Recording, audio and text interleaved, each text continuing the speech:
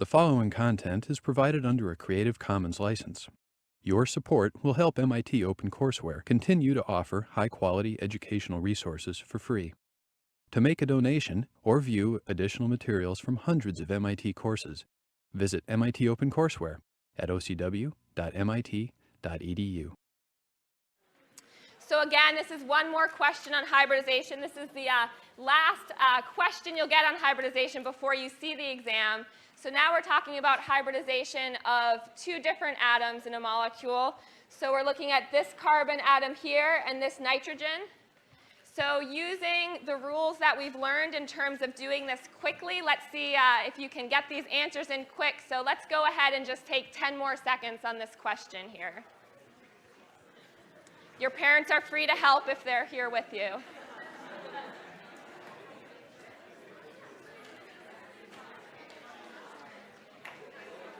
Okay, excellent. Excellent job, 98% of you. All right, you're a lot louder with the parents here, so let's make sure we're still listening. Okay, so let's go over what we just established here. Carbon A is going to be sp3 hybridized. What is the geometry? What's the VSEPR geometry there? Good, it's tetrahedral. And this nitrogen B here, that's sp3 hybrid as well. What's the geometry around that nitrogen? Trigonal pyramidal, right? We have to take into account the fact that there's that lone pair there. All right, so let's go ahead and switch over to the lecture notes and see what we just did here. And essentially what we just did was I had you identify 2 of 4 components that make up what's called the Morphine Rule.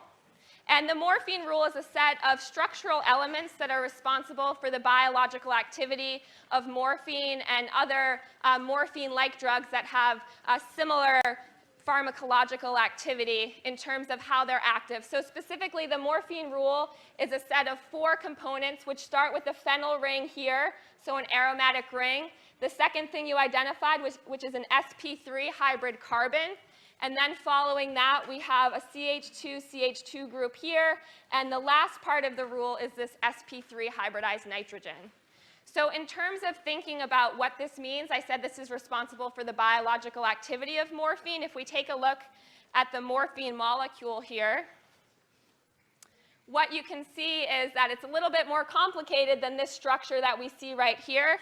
But if I go ahead and highlight the residues in purple, you can see that it, in fact, does follow the Morphine Rule. And what this means is this is what allows morphine to actually bind into its receptor, which is a pain receptor, and block the feeling of pain. So that's a very important thing in terms of thinking about hybridization and geometry, because we've actually established a very important structure and shape, which is this Morphine Rule here, that if it's found in a molecule, as long as there aren't other parts of the molecule that are messing up that interaction, we can actually form a very tight binder into these pain receptors.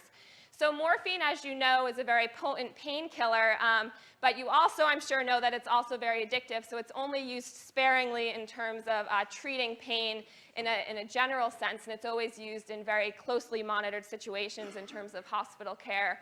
But what's interesting to take note of is that the bioaction of morphine is very similar to endorphins that we naturally biosynthesize. Endorphins have a structure that's very similar to this structure up here. Endorphins are small peptide molecules that we biosynthesize and have in very low concentrations in our brain. They bind to pain receptors and block those pain receptors. So when someone talks about an endorphin high, which you sometimes get, one example would be the runner's high. If you run for a long way, running fast, eventually you'll hit that runner's high where you get this burst of endorphins. All of a sudden, your feet don't hurt, your shins don't hurt, the pain goes away, and you get this feeling of euphoria. It's the exact same interaction, and it's because of that structure there. It's not exactly the Morphine Rule in endorphins, but it's very similar. So if we look at other derivatives of morphine, such as codeine and diacetyl morphine, these also, you can see, have this Morphine Rule within them, this structure that you've identified using your VSEPR rules and thinking about hybridization. Codeine, as you may know, is is less of a potent painkiller compared to morphine, but it's also less addictive. So for that reason, it's prescribed with slightly less oversight. So if you get your wisdom teeth removed or something like that, some of you might have had taken codeine before, and now you can think about, by looking at the structure, a little bit more about how that worked in terms of blocking your pain. One that I just want to mention because it's so interesting is this derivative, which is diacetyl morphine. The only difference between morphine and diacetyl morphine is the changing of an alcohol group, or two actually, to acetyl groups here. This was synthesized by the company Bayer, and you probably know Bayer from Bayer's aspirin. Bayer had a huge success with aspirin where they took salicylic acid and replaced an OH group with an acetyl group here and made acetyl salicylic acid. Does anyone know the common name for that? Yep, so that's aspirin. And we often think of Bayer's aspirin. We associate it really closely. They worked really hard in marketing to make that really close association and with copywriting so that when we think about aspirin, we think about Bayer's. Bayer's also made this change here, and they did find that diacetyl morphine is much, much more potent than morphine is. They could use just a tiny, tiny amount of this compound and get the same pain-killing properties that they saw with morphine. The problem is that this masked some of the side effects that they didn't realize initially, which was the extreme ability for you to become addicted to diacetyl morphine. And this was first thought of as a hero drug because it was such a strong painkiller, and this was called Bayer's heroin. We don't usually associate the name Bayer's with heroin like we did with aspirin. That's because Bayer's did not work so hard to keep that association there. But it's just an interesting story from the history of drugs. One more example I want to show you is Demerol, which is used clinically quite often. Demerol, if we look at the structure here, actually looks nothing like morphine at all. So to an untrained eye, you might not see the relationship there, but because you all know some of these basic principles of chemistry, you should be able to pick out that morphine rule right in the middle of Demerol. And in fact, Demerol is a painkiller. It's an alternative to using morphine. Again, not quite as strong as morphine in terms of pain-killing abilities, but also not as addictive either, and there are some other side effects, such as nausea, that are limited with Demerol compared to morphine. Demerol has its own set of problems, so it's not the perfect solution to a different alternative to morphine, but you do see it used in certain cases. All right, so that's thinking about Vesper theory, and that's thinking about hybridization. We're now going to shift gears to talking about some new topics today. So we ended in Wednesday's lecture with giving that set of rules to very quickly determine hybridization. And then after we'd established that, we moved on to starting to talk about a little bit of thermochemistry. Specifically, what we were talking about is the enthalpies of chemical reactions, so either the amount of heat that's released or the amount of heat that's required in order to have a chemical reaction go. And we'd established so far two ways to think about how we can measure what the overall enthalpy of a reaction is. And I just wanted to introduce one more technique that we can use to do that. And this relies on the fact that when we talk about enthalpy, or we talk about the heat change of a reaction, this is a state function. And anytime we're talking about a state function, it's independent of path. So essentially, all that we're worried about is the state that we started in. So for example, when we were talking about the oxidation of glucose, the state that we start in are the reactants, so it's glucose plus oxygen, and what we ended up with were 6 moles each of carbon dioxide and water. So we don't care how we get there in terms of making this calculation. All we're interested in is the difference between those two states to think about the overall change in enthalpy.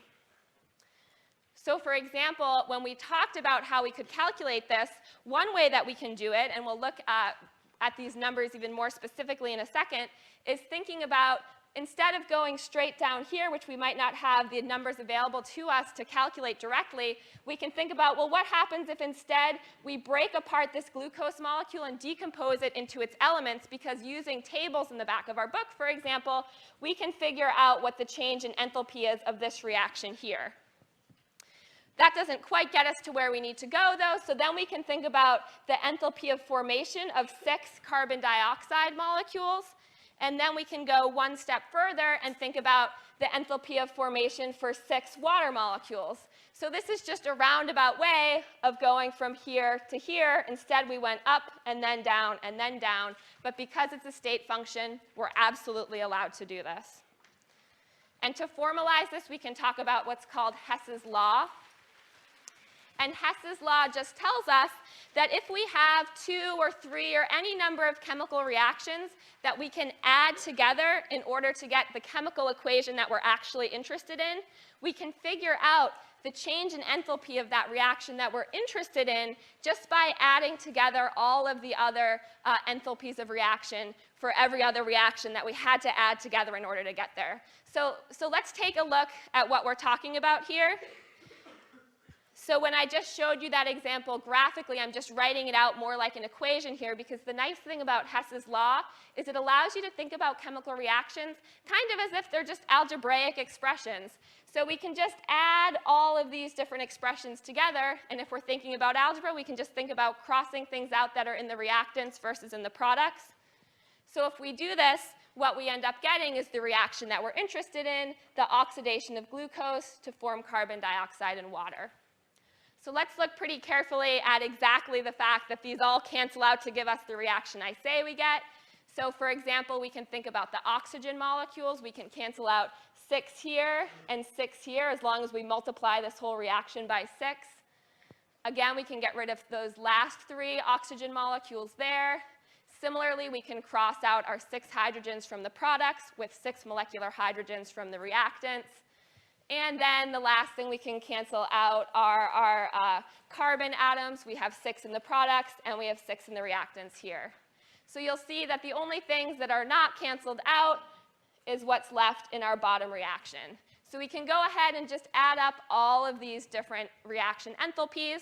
In the first case, what we're going to have is an enthalpy of 1260, and that's in kilojoules per mole of oxygen, or excuse me, per mole of glucose.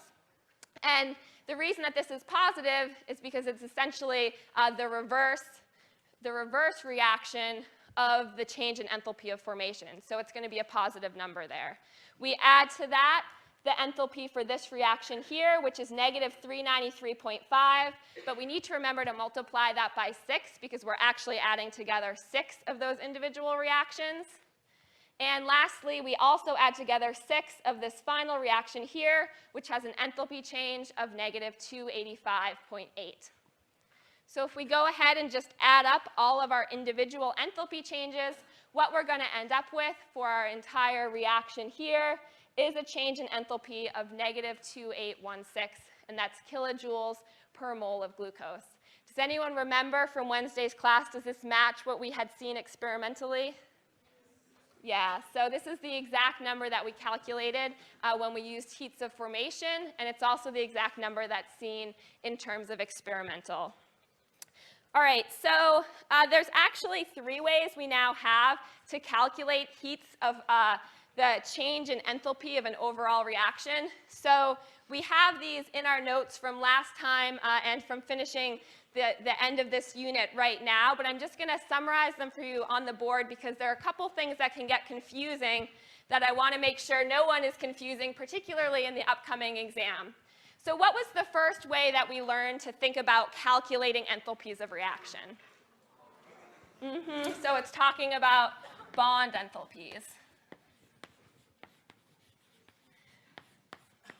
And when we talk about bond enthalpy, the symbol that we see for a bond enthalpy is usually delta H. And this is where all the confusion starts because everything's delta H. It just depends on the subscript here, right, what kind of delta H we're talking about.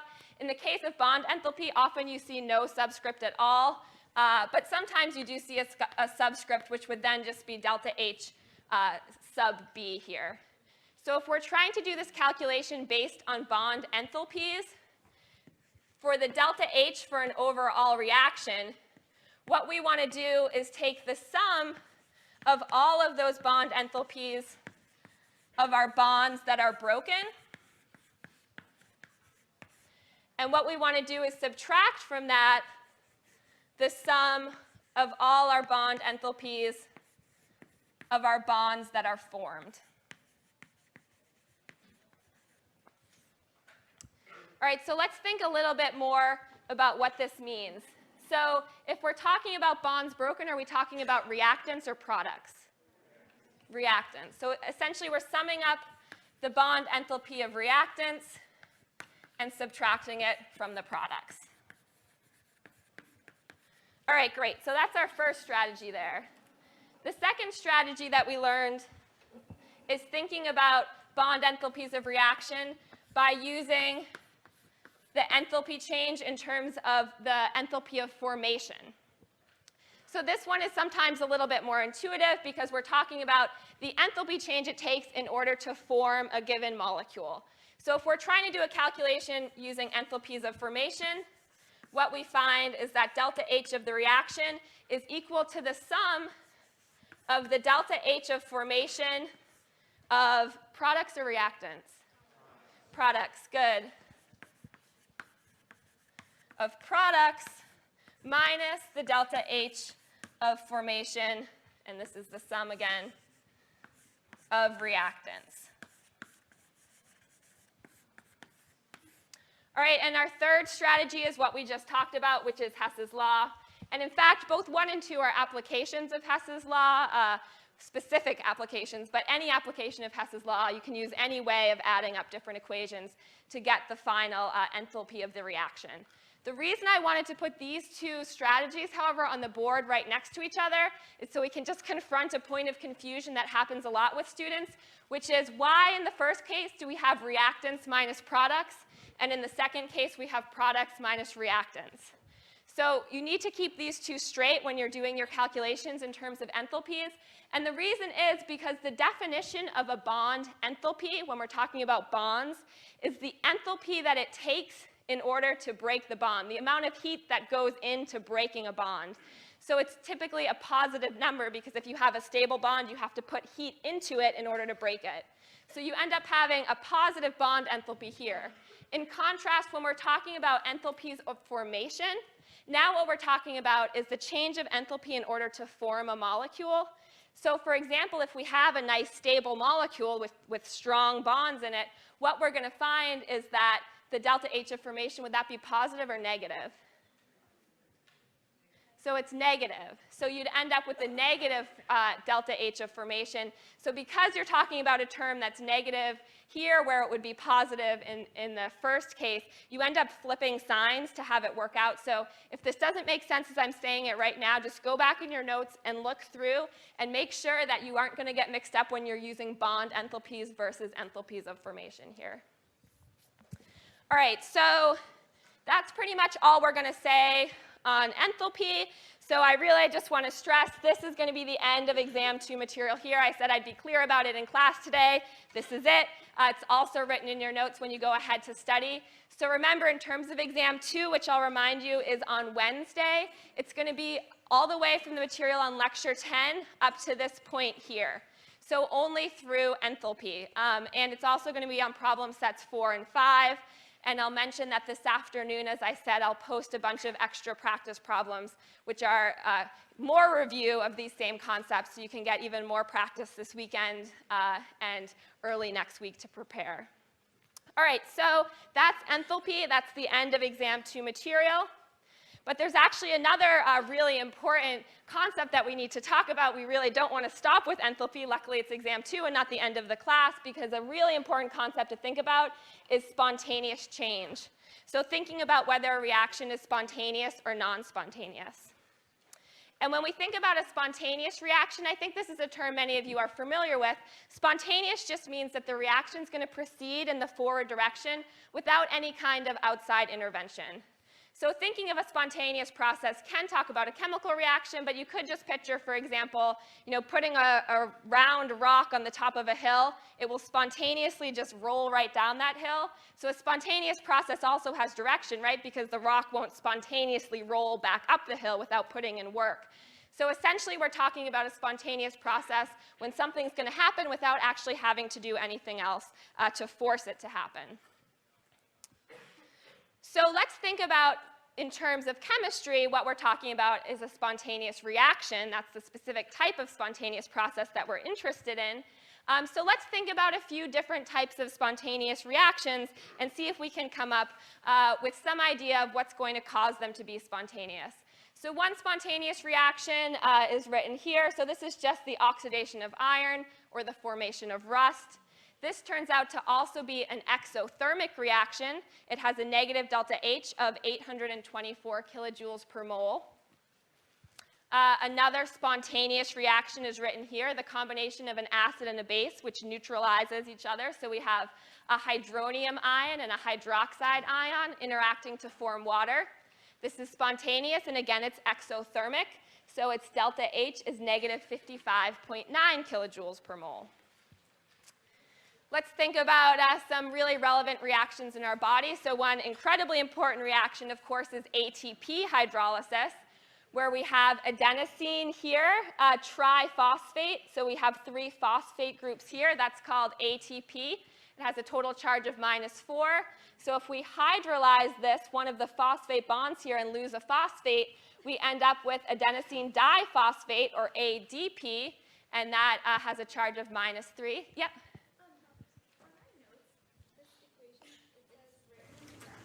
Oh, no. OK, thank you. Which equation are we talking about?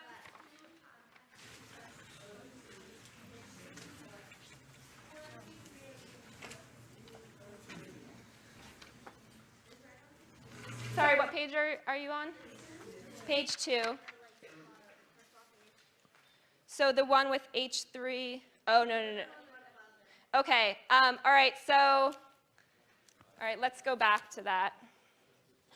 Sorry, everyone. OK, so if you can fix this reaction in your notes here, I'll also fix it on the website. So if you don't want to fix it now, I'll just repost the notes. So it should be 4 irons.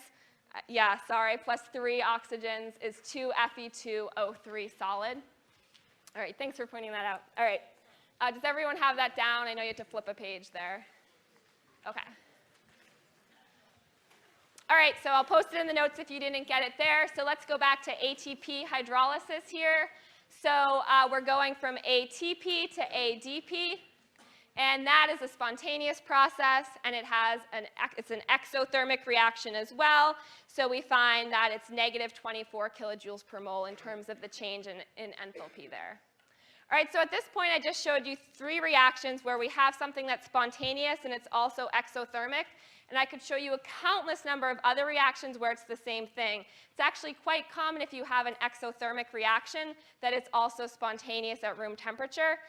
So we might start to draw the conclusion that, in fact, it's enthalpy that's responsible for whether or not a reaction is spontaneous or non-spontaneous. So it's very easy to get that impression, but let me show you a few more reactions before we draw any conclusions. Let me show you some more spontaneous reactions. So for example, the conversion of solid H2O to liquid H2O at room temperature. I think we all know this is spontaneous. Ice melts at room temperature, but it turns out that the enthalpy change is positive. It's 7 kilojoules per mole. Similarly, if we look at this reaction here, which is ammonium nitrate, this is a very commonly used fertilizer, a very commonly used nitrogen source in agriculture. If we think about solvating this and forming the 2 ions, ammonium ion and nitrate ion, again, this is a spontaneous reaction, but what we find here is that delta H, again, is positive. It's also endothermic. So thinking about all of this, would you say that enthalpy is the key to spontaneity? No, it's definitely not the key to spontaneity. It tends to correlate in many cases at room temperature, but it is not the key to spontaneity. And the key to spontaneity instead is something called Gibbs free energy, or delta G. And if we think about what delta G is, we can relate it to enthalpy, and this will sort of show us why there's often this correlation, because delta G is equal to delta H minus this term here, which is temperature, and that's temperature times a change in entropy.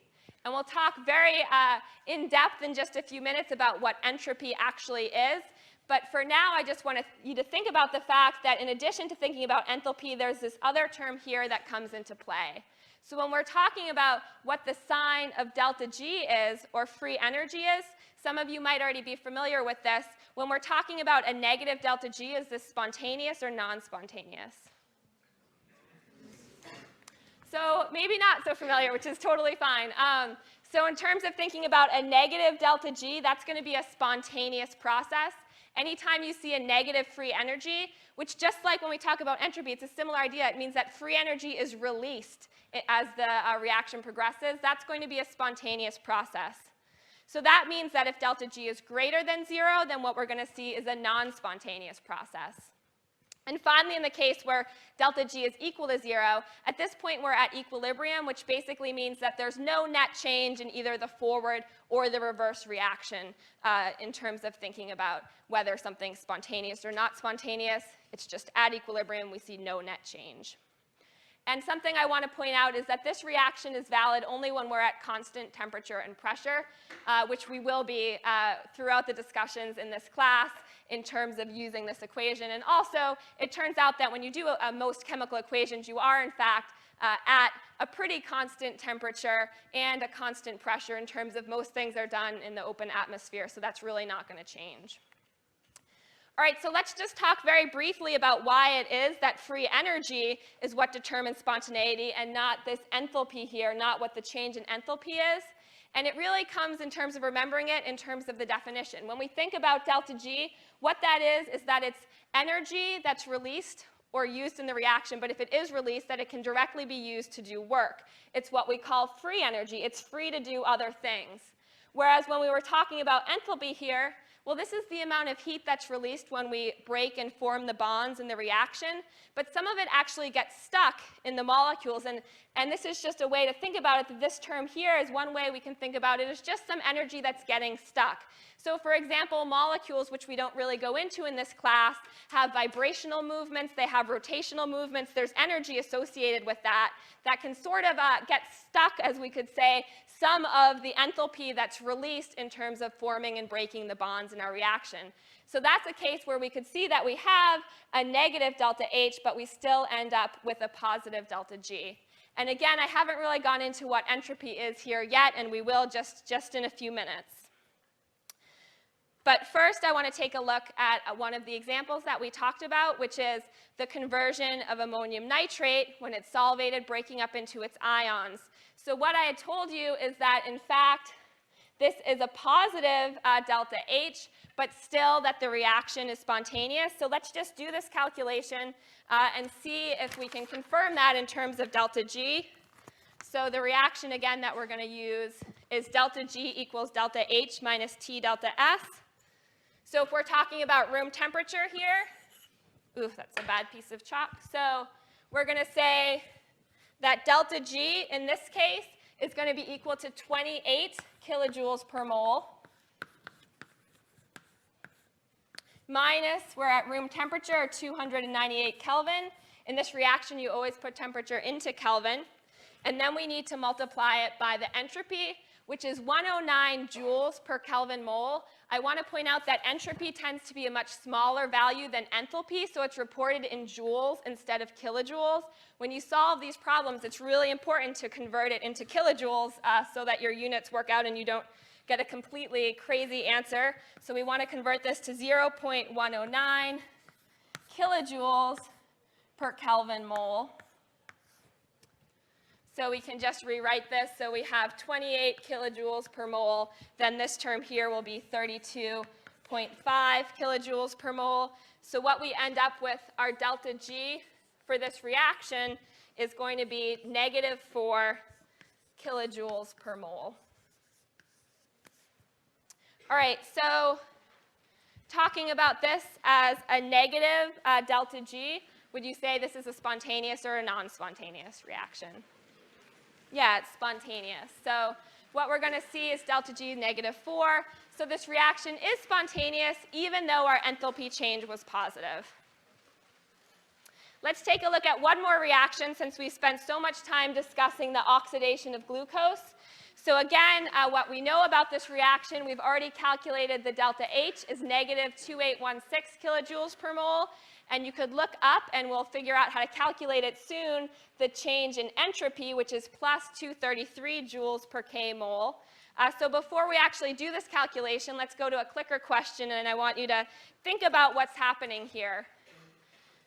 So if you're thinking about the oxidation of glucose and what the sign is of the change in enthalpy and the change in entropy, which of these statements is true? Is it going to be spontaneous at all temperatures, non-spontaneous at all temperatures, or will it depend on the temperature whether this reaction is spontaneous or not spontaneous? So remember, this is our relationship here. So let's go ahead and just take 10 seconds on this one.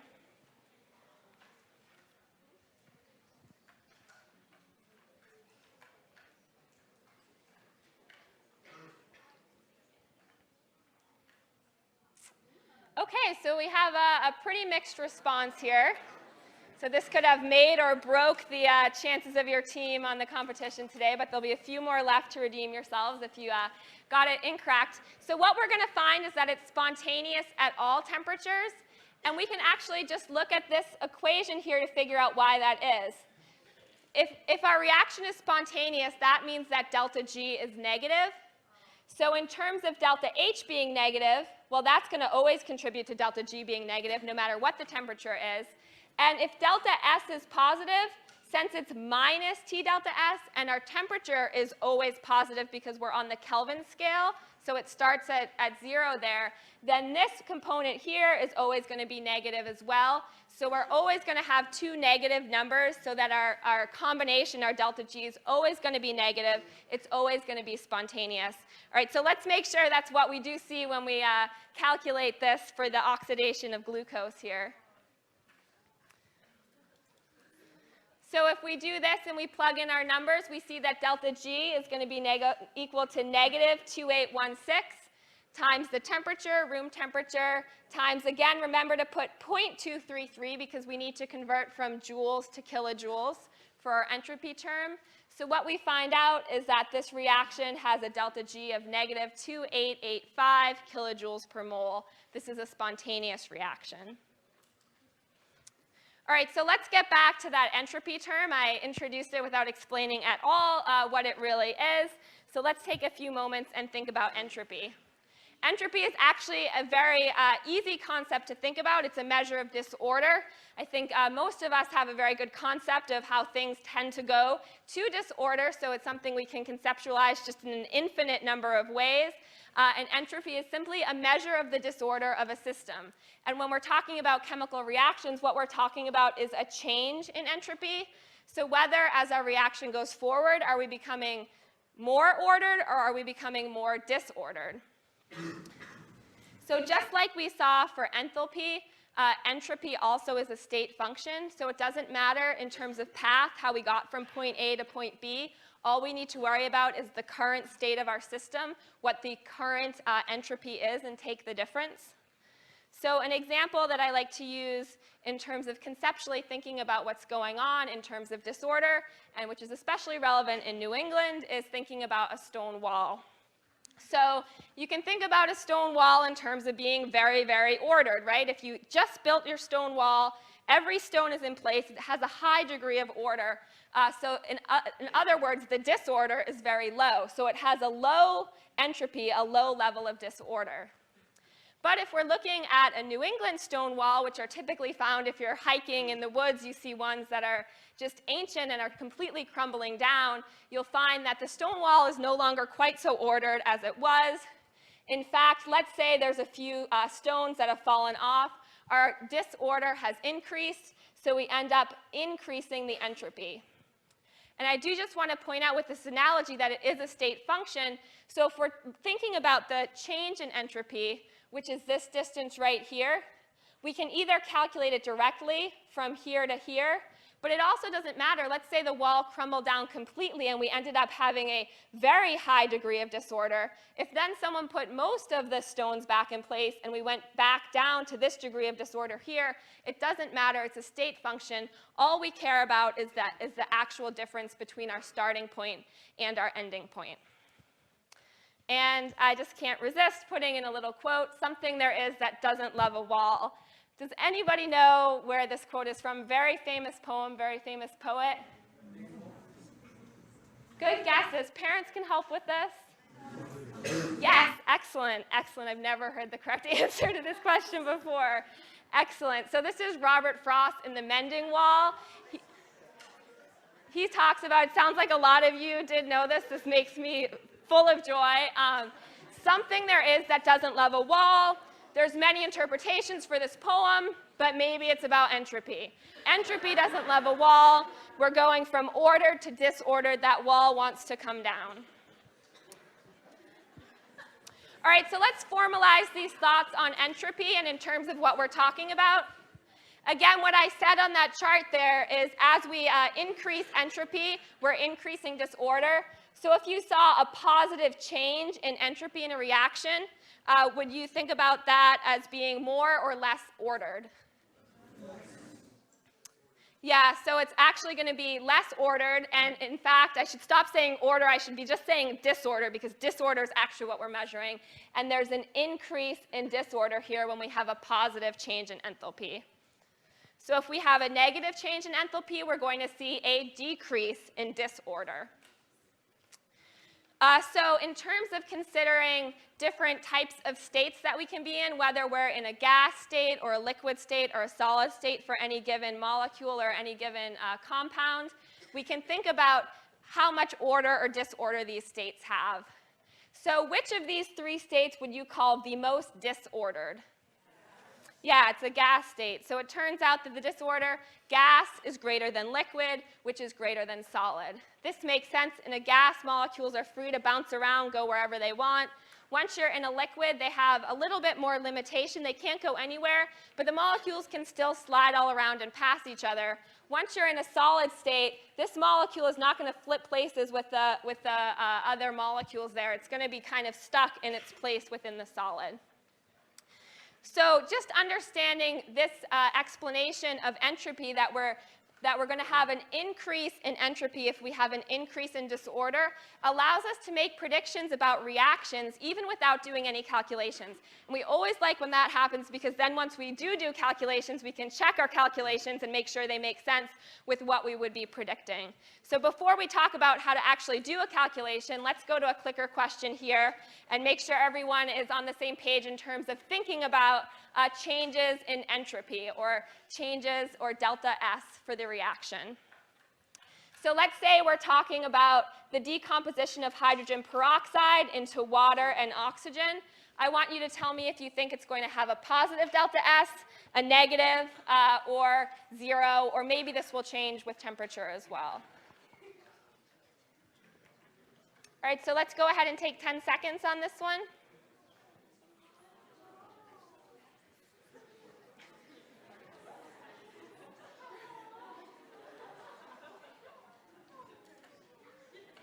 Okay, excellent. Great job with the questions today. So we are actually going to see a positive delta S. This should be very clear because we're going from 2 moles of liquid to now having 2 moles of liquid plus a mole of gas. So we're going to be increasing the disorder of our system here. All right, so let's think about how we actually can calculate, though, delta S. So far, I've just been giving you the delta S's for the reactions, but as I'm sure you can guess, you won't be given that information. For example, on upcoming problem sets, you'll actually need to calculate the entropy. So what we can do is we can actually calculate the entropy of a reaction from absolute entropies of individual molecules that we're discussing. So this is very similar to how we calculated the enthalpy of a reaction by taking the change in enthalpy of formation, except we don't even have to worry about a change in entropy, because we can talk about entropy as an absolute value. There's an absolute 0 in terms of entropy where there is no disorder at all. And this is described for any molecule as being its perfect crystal at absolute 0. So this is where we're going to say there's absolute complete order. There's no disorder at all in this system. So what we can take to calculate the entropy in a reaction is just to take the sum of the entropy of all the products and subtract from that the entropy from all of the reactants. So let's try this for the example that you just did on the clicker question and make sure that our calculation matches up with our prediction here. So again, we're just going to take the sum of the entropy of the products minus that of the reactants. So if we talk about this, we're starting with our products. So our first product is water. And what I want to point out is you need to make sure you multiply this by 2 because, in fact, we have 2 moles of water that are formed here. Okay, I'm so sorry. Yeah, so yikes. This should be water. You know what? Let's just write this on the board. So we're going to talk about delta S of the reaction. So that's going to be sum of the entropy of the products. So we're going to be talking about 2 times the entropy of water. And we'll add to that our other product, which is molecular oxygen here. And we don't have to put a subscript, or we don't need to put a number out here because it's just 1 mole. So that's of O2. And we'll subtract from that the entropy of hydrogen peroxide here. And do we need to put anything out here for this? 2, yeah, because there's 2 moles there. So water plus oxygen minus hydrogen peroxide. Let's hope I at least got the values right. All right, so this is ignore, please. Yeah, and actually I think this is right. I believe this is the entropy of water. So okay, so the actual numbers are right here for what is written on the board and hopefully in your notes. So what we find out is that the entropy of this reaction here, the change in entropy, the delta S, is 125 joules per K per mole. All right, so we can also, well, first we already thought about why delta S is positive. Delta S is positive because we're going from a liquid to a liquid and a gas. We're increasing our disorder. So let's think about whether this reaction is spontaneous or not, and to do that we actually need to go ahead and completely calculate delta G. So to do this, we can take our values here, and delta G is equal to delta H minus T delta S. So if we plug all of this in, we have our delta H is negative 196 kilojoules per mole minus our temperature. And I wanted you to write this in again because I want to make sure you get in the habit of converting our joules to kilojoules. It's 0.125 kilojoules per Kelvin mole. So we end up with a delta G of negative 233 kilojoules per mole. Is that spontaneous or non-spontaneous? Great, so the reaction here is spontaneous. So actually, this is probably a reaction that you're familiar with because a lot of us do have hydrogen peroxide just in our medicine cabinet. And if you go and look at the expiration date on your hydrogen peroxide, you will see that it does in fact expire. And you might think, oh no, what happens when it expires, when it goes bad? All that's happening is it's turning into water. So I wouldn't drink it after its expiration date, but probably there's more water than hydrogen peroxide at that point. But it also actually brings out a really important point about thermodynamics, which is that thermodynamics, in fact, tells us if a reaction happening in the forward direction is spontaneous or non-spontaneous. So for example, we see that, yes, this is a spontaneous reaction, but you'll note that thermodynamics tells us absolutely nothing about the time frame of that reaction. So some reactions that are spontaneous take place in a matter of seconds or microseconds or less. Other reactions, such as this, to have an appreciable amount of that reaction go forward, it actually takes years. You'll notice that it's not just one day before that hydrogen peroxide expires. It takes a really long time to get a significant amount of this reaction to go. So just make sure we will get to talking about kinetics, which does tell us about the time frame of chemical reactions, but don't confuse thermochemistry or thermodynamics with kinetics. It doesn't matter how huge our delta G is in terms of being if it's -2 or if it's -2 million. That still doesn't tell us how fast the reaction is going to go. All right, so let's think about one more example here in terms of thinking about entropy. So another example we talked about was the melting of ice at room temperature. I think all of us agree that this is spontaneous, but that the enthalpy change is positive. It's an endothermic reaction. So we can think about calculating the entropy here, and I'm happy to see that I did in fact put the products H2O here as a liquid, subtracting the reactant, which is H2O as a solid.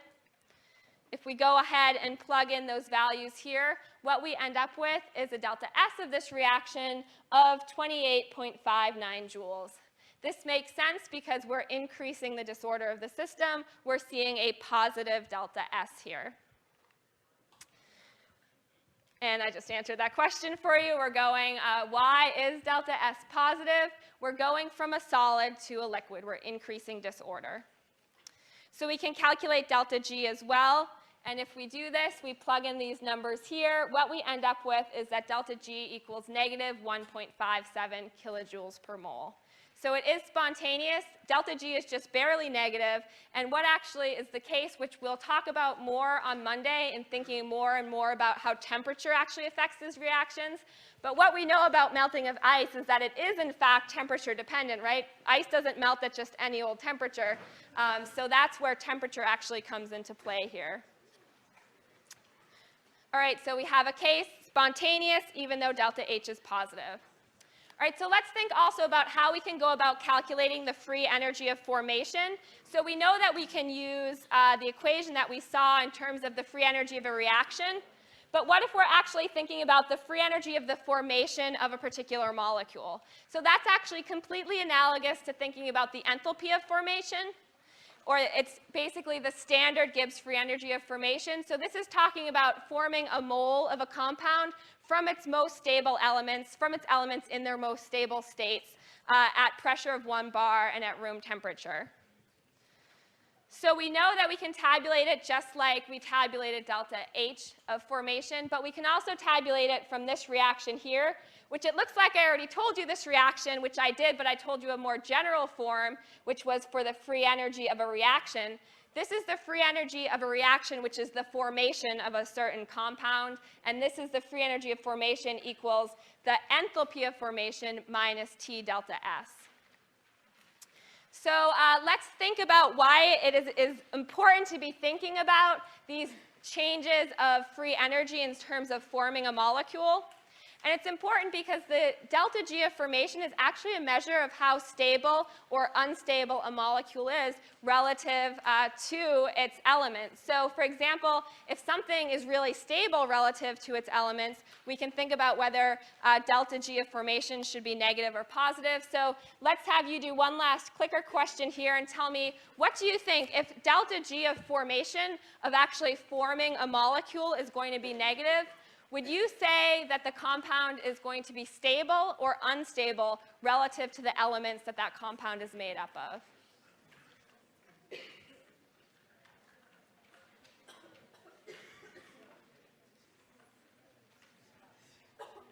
All right, let's take 10 seconds on this.